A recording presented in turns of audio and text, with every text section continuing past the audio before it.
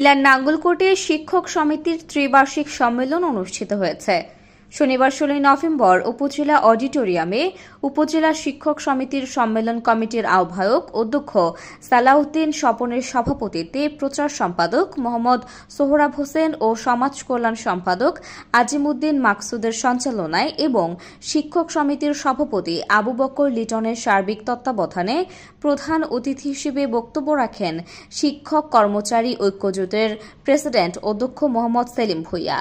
বিশেষ অতিথি হিসেবে বক্তব্য রাখেন শিক্ষক সমিতির মহাসচিব মোহাম্মদ জাকির হোসেন, প্রেসিডিয়াম সদস্য আব্দুর রাজ্জাক, কুমিল্লা জেলা শিক্ষক সমিতির ভারপ্রাপ্ত সভাপতি বিল্লাল হোসেন মিয়াজি, নাঙ্গলকোট উপজেলা শিক্ষক সমিতির ভারপ্রাপ্ত সভাপতি সাইদুল হক প্রমুখ।